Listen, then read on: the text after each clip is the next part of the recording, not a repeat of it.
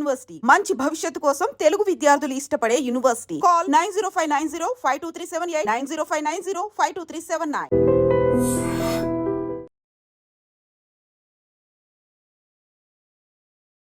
Operation సింధూర్కి సంబంధించినటువంటి latest update and breaking news ఇది. పాకిస్తాన్ ఆర్థిక సంక్షోభంలో కూరుకుపోయింది. పాకిస్తాన్కి సంబంధించి అక్కడ ఉన్నటువంటి ఆర్మీ, ప్రభుత్వం లోన్ల మీద ఆధారపడే పరిస్థితి వచ్చింది. ఇక పాకిస్తాన్ రూపీస్కి సంబంధించి చూస్తే 3,000కు మించి విత్డ్రావల్స్ చేసుకోకూడదు అనేటువంటి ఆంక్షలు కూడా విధించింది.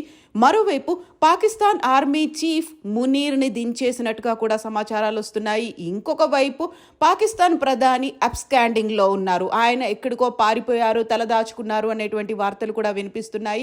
పాకిస్తాన్ ప్రధాని నివాసం సమీపంలోనే ఇస్లామాబాద్లో నిన్న రాత్రి అటాక్ జరిగింది. మన మిస్సైళ్ళు అక్కడ డ్రోన్ల ఆధారంగా మిసైళ్లను ప్రయోగించాయి. ఈ నేపథ్యంలోనే తల దాచుకోవడానికి బంకర్లను వెతుక్కున్నాడు అనేటువంటి ఒక సమాచారంతో పాటుగా బహ్రెయిన్కి పారిపోయారు, మా వాళ్ల నుంచే నాకు రక్షణ లేకుండా పోయింది అనే ఒక ఉద్దేశంతో, ఒక అనుమానంతో ఆయన బహ్రెయిన్కి పారిపోయారు అనేటువంటి వార్తలు వస్తున్నాయి. పాకిస్తాన్కి సంబంధించి పబ్లిక్కి ఇంకా హెల్ప్ కావాలి అనేటువంటి ఒక వార్తని, మాకు అవసరం ఉంది, మాకు డబ్బులు అవసరం ఉన్నాయి, లేకుంటే డొనేషన్స్ కావాలి, లోన్ కావాలి అంటూ పాకిస్తాన్ అక్కడున్నటువంటి మిలిటరీతో పాటుగా ప్రభుత్వం కూడా వేడుకుంటున్నటువంటి పరిస్థితి కనిపిస్తోంది.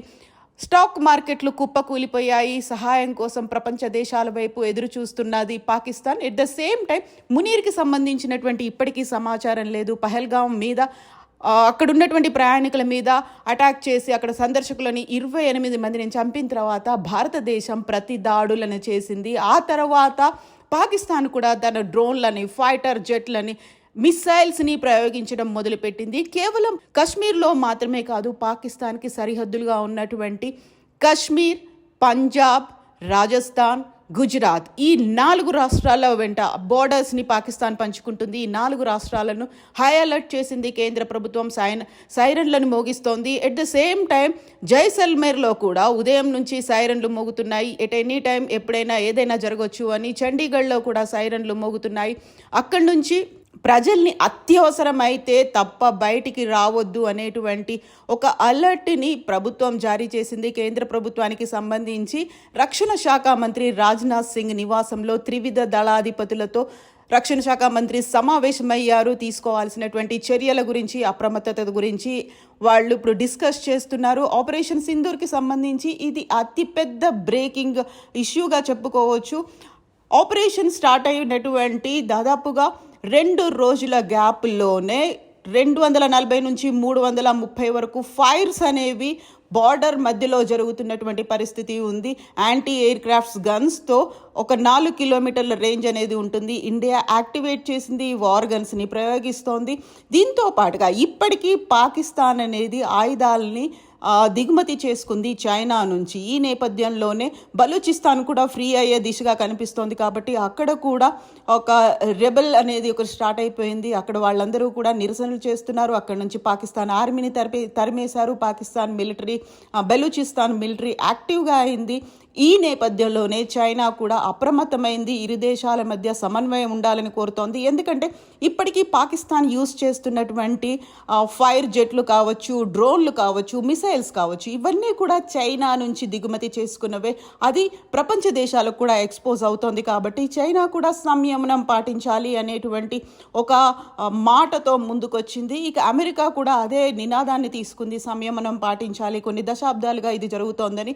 అయితే అతిపెద్ద విషయం ఈ 2 రోజులుగా జరుగుతున్నటువంటి ఈ దాడులకి సంబంధించి ఒక యుద్ధ వాతావరణం ఉంది. మన దగ్గర ఉన్నటువంటి ఈ 4 రాష్ట్రాల్లో అప్రమత్తమైనప్పటికీ కూడా పాకిస్తాన్కి సంబంధించి ప్రధాని ఎక్కడున్నారు, షాబాజ్ ఎక్కడున్నారు అనే దాంతో పాటుగా ఆర్మీ చీఫ్ మునీర్ ఎక్కడున్నారు అనేటువంటి ఈ వార్తలు కూడా, స్పెక్యులేషన్స్ కూడా ఉన్నాయి. మొత్తానికైతే ఎకనామికల్లీ, మిలిటరీ పరంగా చూసుకున్నట్టయితే పాకిస్తాన్ ప్రపంచ దేశాల వైపు ఎదురు చూస్తోంది. క్రౌడ్ ఫండింగ్ కోసం అడుగుతోంది. ఒకవైపు ప్రజల దగ్గర నుంచి, మరోవైపు బ్యాంకుల దగ్గర నుంచి, వరల్డ్ బ్యాంకును కూడా అడుగుతున్నటువంటి పరిస్థితి కనిపిస్తోంది.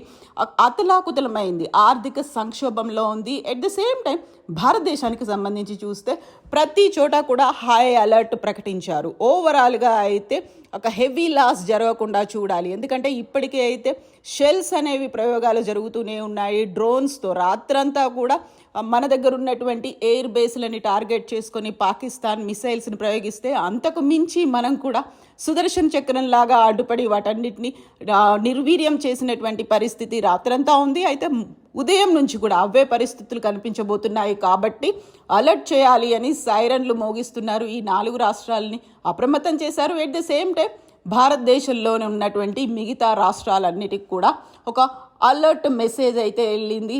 ఢిల్లీలో ఉన్నటువంటి ఉన్నతాధికారులు అందరూ ఏ డిపార్ట్మెంట్కి చెందిన వాళ్ళైనా అందరినీ కూడా సెలవుల్ని క్యాన్సిల్ చేసుకొని ఉద్యోగాల్లో జాయిన్ అవ్వమని చెప్పినటువంటి పరిస్థితి. ఓవరాల్గా అయితే 2 రోజుల ఎఫెక్ట్ అనేది పాకిస్తాన్ మీద విపరీతంగా పడింది. మన వార్ గన్స్ చాలా యాక్టివ్గా పనులు చేస్తున్నాయి. నిజంగా ప్రస్తుతం ఉన్నటువంటి సమాజం దేనికి ప్రయారిటీ ఇస్తుంది?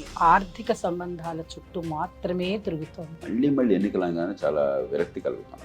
మంచి అనిపిస్తుంది కదా, లేడీస్ కూడా ఛాలెంజింగ్ జాబ్స్ చేసినప్పుడు చాలా బాగుంటది. ట్రాఫిక్ అసిస్టెంట్స్ గా నియమించిన ట్రాన్స్జెండర్స్ అందరితో సాల్యూట్ చేయించుకుంటున్నారు. ఫుడ్ డెలివరీ ఇవ్వటానికి వెళ్ళినటువంటి డెలివరీ బాయ్ అనిల్ పై కళ్ళ ముందు